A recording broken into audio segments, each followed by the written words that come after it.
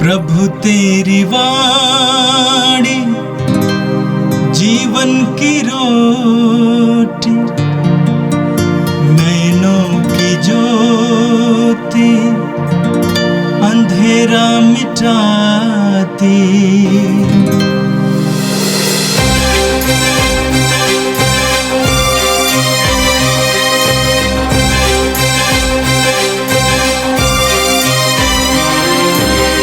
प्रभु तेरी वाणी जीवन की रोटी, नैनों की ज्योति अंधेरा मिटाती। प्रभु तेरी वाणी जीवन की रोटी, नैनों की ज्योति अंधेरा मिटाती। वाणी वाणी वाणी वाणी वाणी पवित्र है, शाश्वत है, जीवन का मन्ना है। 22 जून सोमवार। पहला पाठ राजाओं का दूसरा ग्रंथ, अध्याय 17, पद संख्याएं 5 से 8, 13 से 15 और 16। असूर के राजा शल्मन-एसेर ने सारे देश पर आक्रमण किया और समारिया तक पहुंचकर 3 वर्ष तक उसके चारों ओर घेरा डाला। होशेया के राज्यकाल के 9वें वर्ष में असूर के राजा ने समारिया को अपने अधिकार में किया। उसने इस्राएलियों को असूर ले जाकर उन्हें हलह नामक नगर में, गोजान की नदी हाबीर के तट पर और मेदियों के कुछ नगरों में बसाया। यह इसलिए हुआ कि इस्राएलियों ने अपने प्रभु ईश्वर के विरुद्ध पाप किया, जो उन्हें मिस्र के राजा फिरौन के हाथ से छुड़ा कर ले आया था। उन्होंने पराये देवताओं की उपासना की थी और उन लोगों के रिवाजों को अपनाया था जिन्हें प्रभु ने उनके सामने से भगा दिया था। प्रभु ने अपने नबियों और द्रष्टाओं के मुख से इस्राएल और यहूदा को चेतावनी देकर कहा था, अपना कुमार्ग छोड़कर मेरे आदेशों और नियमों का पालन करो, जो उस संहिता में लिखे हुए हैं, जिसे मैंने तुम्हारे पूर्वजों के लिए निर्धारित किया।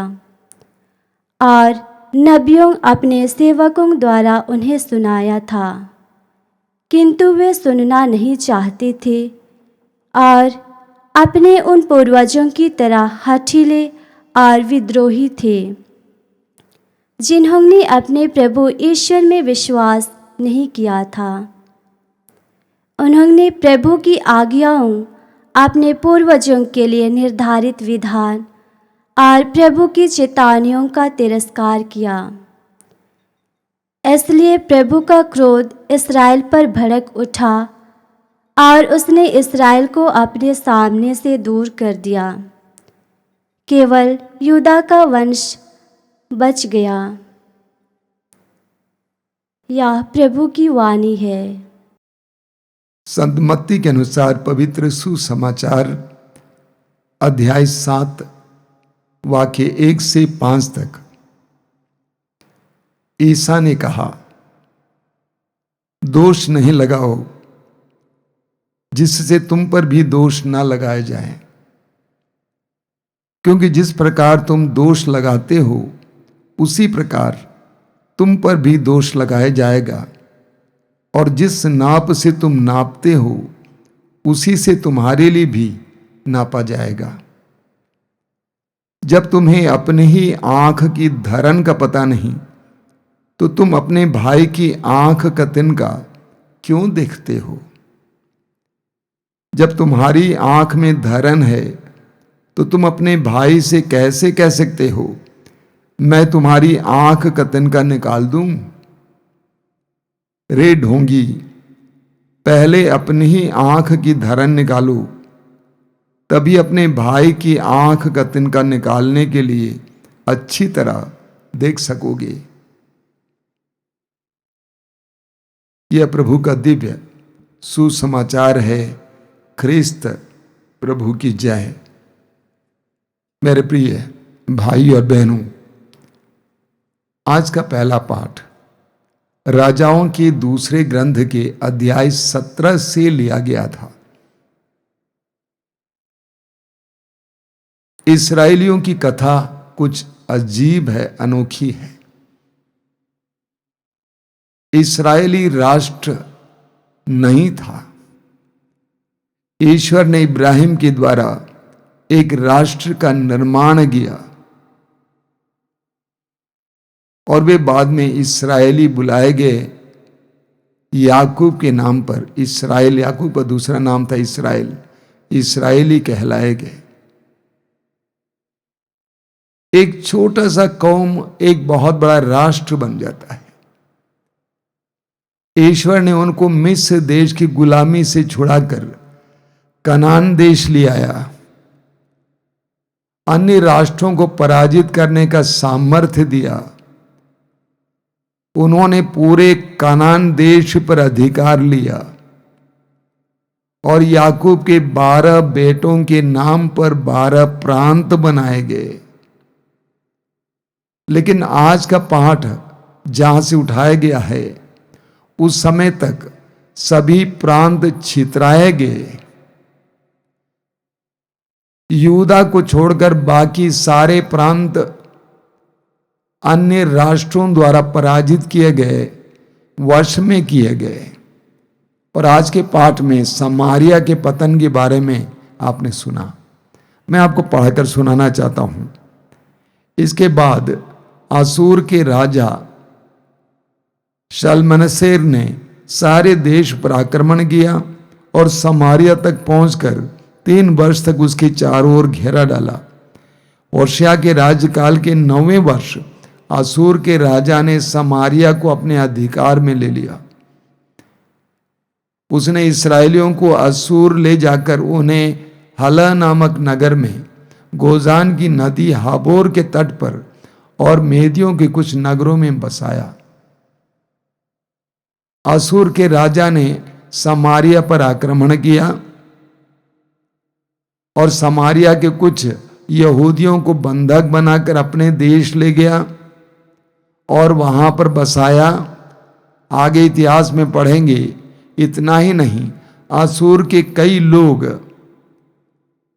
समारिया आए और वहां बसने लगे। इस प्रकार समारिया के यहूदियों का पथ भ्रष्ट किया गया। वे धर्म से भटक गए, ईश्वर की आज्ञाओं से भटक गए, अन्य राष्ट्र के रीति रिवाजों का अनुसरण करने लगे। हमारे मन में सवाल खड़ा होता है, ऐसा क्यों? ईश्वर की चुनी हुई प्रजा के साथ ऐसा क्यों हुआ? उसका जवाब भी आज के पाठ में आपने सुना। वचन में लिखा हुआ है, यह इसलिए हुआ कि इस्राएलियों ने अपने प्रभु ईश्वर के विरुद्ध पाप किया। यह इसलिए हुआ कि इस्राएलियों ने अपने प्रभु ईश्वर के विरुद्ध पाप किया, जो उन्हें मिस्र के राजा फिरौन के हाथ से छुड़ा कर ले आया था।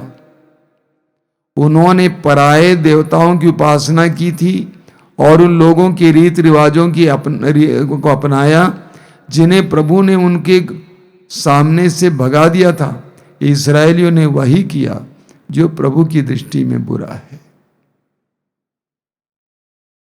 विधि विवरण ग्रंथ के अध्याय 32 वाक्य 47 में हम पढ़ते हैं, मूसा के द्वारा प्रभु ईश्वर ने इस्राएलियों से कहा था, जो शिक्षाएं मैंने दी है वे तुम्हारे लिए निरे शब्द नहीं है, बल्कि तुम्हारा जीवन इस पर निर्भर है। विधि विवरण ग्रंथ के अध्याय 6 में हम पढ़ते हैं, मूसा के द्वारा प्रभु ने कहा था, जो वचन जो शब्द मैं तुम्हें सुना रहा हूं अपने हृदय पर अंकित करो, अपने मस्तक पर तावीज की तरह बांधे रखो, अपने दीवार पर अपने चौखटों पर लिख डालो, अपने पुत्रों को अच्छी तरह सिखाओ। यानी प्रभु ने इस्राएलियों से कहा कि मेरी शिक्षाएं कितनी महत्वपूर्ण हैं तुम्हारे सुखमय जीवन के लिए, लेकिन इस्राएलियों ने उनको नहीं सुना, ईश्वर की आज्ञाओं को उल्लंघन किया। आगे लिखा हुआ है, प्रभु ने अपने नबियों और दृष्टाओं के मुख से इस्राएल और यूदा को चेतावनी देकर कहा था, अपना कुमार्ग छोड़कर मेरे आदेशों और नियमों का पालन करो, जो संहिता में लिखे हुए हैं, जिसे मैंने तुम्हारे पूर्वजों के लिए निर्धारित किया और नबियों और सेवकों के द्वारा सुनाया था, किंतु वे सुनना नहीं चाहते थे और अपने उन पूर्वजों की तरह हठी और विद्रोही थे, जिन्होंने अपने प्रभु ईश्वर में विश्वास नहीं किया था।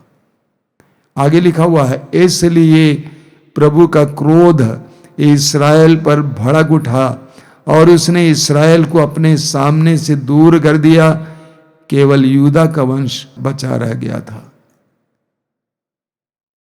ईश्वर की आज्ञाओं का उल्लंघन करने से ईश्वर ने उनके ही हित के लिए, उनके ही सुखमय जीवन के लिए जो योजनाएं बनाई थी, जो शिक्षाएं दी थी, उनका इस्राएलियों ने तिरस्कार किया। नतीजा, वे गुलाम बन गए। मेरे प्रिय भाई और बहनों, यह केवल इस्राएलियों की कथा नहीं है, ये मैंने देखा हमारी भी कथा है। मैंने कई ऐसे विश्वासियों और मसीहियों को देखा है जो कैसी परिस्थिति में जीते थे और उन्होंने प्रभु को पुकारा, प्रभु की दुहाई दी, प्रभु ने उन्हें ऊपर उठाया, लेकिन ऊपर उठने के बाद वे प्रभु को भुला देते हैं, प्रभु की आज्ञाओं का तिरस्कार करते हैं, वे संसार के अनुसार जीवन जीने लगते हैं, संसार के मूल्यों को अपनाने लगते हैं, फिर उनकी दुर्गति हो जाती है। जैसा कि कबीरदास जी ने कहा है, जब हम दुख में होते हैं प्रभु को पुकारते हैं, उनको स्मरण करते हैं, लेकिन जब सुख में होते हैं उनको याद ही नहीं करते हैं। नतीजा, फिर गिर जाते हैं। हमें इस्राएलियों के इतिहास को देखते हुए अपने इतिहास को भी देखने की जरूरत है। क्या हम उनकी तरह तो नहीं हैं? पहल हमने प्रभु की शिक्षाओं को, प्रभु को इतना आदर दिया था, इतना हृदय से ग्रहण किया था, लेकिन धीरे धीरे वो समाप्त होता गया और हमारी रौनक भी घटती गई। हम प्रार्थना करें कि हम प्रभु की शिक्षाओं के अनुसार इस संसार में जीवन बिताएं। और आज का सुसमाचार संत मत्ती के सुसमाचार के अध्याय 7 से लिया गया था। आज के पाठ में प्रभु हमें एक बहुत ही महत्वपूर्ण शिक्षा देते हैं। प्रभु कहते हैं, दोष नहीं लगाओ जिससे तुम पर भी दोष ना लगाए जाए, क्योंकि जिस प्रकार तुम दोष लगाते हो उसी प्रकार तुम पर भी दोष लगाया जाएगा, और जिस नाप से तुम नापते हो उसी से तुम्हारे लिए भी नापा जाएगा। हम सभी की आदत है दूसरों पर दोष लगाना। अंग्रेजी में कहते हैं टू जज। हम अपने से ज्यादा दूसरों के बारे में सोचते हैं। हमारे जीवन में कोई परेशानी आती है, कोई दुख आ जाते हैं, तो तुरंत हम देखते हैं कि किसने कराया है, कौन इसके लिए दोषी है। हमारे जीवन की समस्याओं के लिए अक्सर हम दूसरों को दोषी ठहराते हैं। अपनी गलतियों को नहीं अपनाते हैं, बल्कि दूसरों के कारण मेरे जीवन में इतनी समस्या आई है। हम दूसरों को नापते हैं, हम दूसरों पर दोष लगाते हैं। ये स्वाभाविक है, क्योंकि हमारी नजरें बाहर की ओर खुली हैं। हमें बाहर की वस्तुएं दिखाई देती हैं, बाहर के लोग दिखाई देते हैं, लोगों की कमियां दिखाई देती हैं, अपनी कमियां कम नजर आती है। यूहन्ना के सुसमाचार के अध्याय 8 में एक बहुत सुंदर उदाहरण है। प्रभु यीशु के सामने कुछ शास्त्रियों ने एक नारी को पकड़ ले आया जो व्यभिचार में पकड़ी गई थी, और उन्होंने यीशु से कहा कि इसने अपराध किया है, हम इसके साथ क्या करें? हमारी संहिता कहती है कि हम उसको मार डालें, आप क्या कहते हैं? मजबूरन प्रभु को उनका सामना करना पड़ा। प्रभु ने उनसे कहा, तुम में से जो निष्पाप है वो इस पर पहला पत्थर मारे। सुसमाचार में बताता है कि सभी लोग वहां से खिसक गए। यानी सबको इस बात का एहसास हुआ कि मैं भी दोषी हूं, मैं भी पापी हूं। हम सभी अपराधी हैं। पापी होते हुए भी हम दूसरों के अपराध को ज्यादा देखते हैं। दूसरों की कमियों को हम लोग बढ़ा चढ़ाकर देखते हैं और उसके बारे में बोलते भी हैं। अपनी कमियों को हम नजरअंदाज करते हैं, बाहर ही हमें देखने की आदत है। प्रभु कहते हैं यदि तुम दूसरों पर दोष लगाओगे उसी प्रकार तुम पर भी दोष लगाया जाएगा। जिस नाप से तुम दोगे उसी नाप से तुम्हारे लिए नापा जाएगा।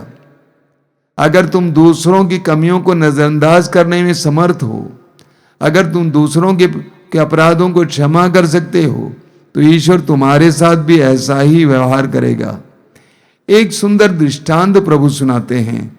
एक दृष्टांत, क्या दृष्टांत है? प्रभु कहते हैं तुम्हें अपने ही आंख की धारण का पता नहीं तो तुम अपने भाई की आंख का तिनका क्यों देखते हो?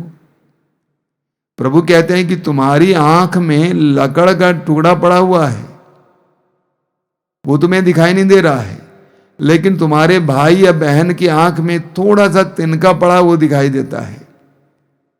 तुम्हारे पाप और कमियां इतना ज्यादा हैं, लेकिन वो कमियां तुम्हें कम नजर आती हैं, लेकिन तुम्हें दूसरों की कमियां ज्यादा नजर आती हैं। प्रभु क्या कहते हैं? रीड होंगी, पहले अपनी ही आंख की धरण निकालो, तभी तो अपने भाई की आंख का तिनका निकालने के लिए अच्छी तरह देखोगे।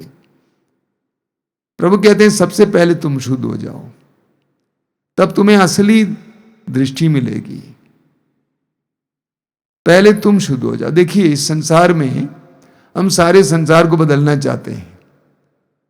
सभी की कमियां बताते हैं, ये ऐसा है, वो वैसा है, मेरे माँ बाप ऐसे हैं, मेरे भाई ऐसे हैं, बहन ऐसी हैं। समाज के लोगों के बारे में हम लोग अक्सर बुराई करते हैं। इस संसार में एक व्यक्ति को तो हम बदल सकते हैं, वो कौन है? स्वयं को, अपने आप को तो हम बदल सकते हैं। प्रभु कहते हैं ये करो, अपने आप को बदलो, अपनी कमियों को दूर करो, ताकि तुम्हें अच्छी दृष्टि मिले, सही दृष्टि मिले। मेरे प्रिय भाई और बहनों, प्रभु आज हमारे सामने एक ऐसी शिक्षा रख रहे हैं जो बहुत ही महत्वपूर्ण है। हमारे जीवन में, प्रतिदिन के जीवन में, पारिवारिक जीवन में हमें दूसरों की कमियां नजर आती हैं और उसको हम लोग बढ़ा चढ़ाकर बोलते भी हैं, और इस तरह परिवार में, समाज में बहुत ज्यादा मनमुटाव आ जाता है। धीरे धीरे हम अपने आप को देखना शुरू करें, अपनी कमियों को देखें। इसमें हमारा कल्याण है, हमारे परिवार की शांति है। आंखें बंद कीजिए, प्रार्थना करेंगे हम लोग। प्रभु यीशु धन्यवाद देते हैं तेरे इन पवित्र वचनों के लिए, आज के सुंदर दिन के लिए धन्यवाद देते हुए हम प्रार्थना करते हैं, हमें आत्मज्ञान दीजिए, अपने आप को जानने की कृपा दीजिए। हमारी त्रुटियों को, हमारी कमजोरियों को, हमारी कमियों को देखने के लिए हमें कृपा दीजिए। हमें अंतर्दृष्टि दीजिए। हमारी आंखें बाहर की ओर ज्यादा खुली हैं, उसे अंदर की ओर खोलिए ताकि हम अपने आप को देख सकें, हम दूसरों की कमियों का नजरअंदाज कर सकें, और इस तरह अपने परिवार में, अपने समाज में हम शांति ला सकें। प्रभु यीशु इन वचनों को सुनने वाले मेरे भाई बहनों को आशीर्वाद देना। आज का पूरा दिन उनके लिए कृपा का दिन हो, तेरी सुरक्षा का उन्हें एहसास हो। वे जहां कहीं भी जाएं उनको सुरक्षा देना यीशु। तेरे लाखों दूतों को भेजकर उनका संरक्षण करना प्रभु। हर प्रकार की विपत्ति से उन्हें बचा के रखना, हर तरह के रोग से बचा के रखना, दुर्घटनाओं से बचा के रखना। हमारी इस प्रार्थना को ग्रहण कर, आमीन। प्रभु तेरी वाणी जीवन की रोटी, नैनों की ज्योति अंधेरा मिटाती। वाणी वाणी वाणी वाणी वाणी, पवित्र है, शाश्वत है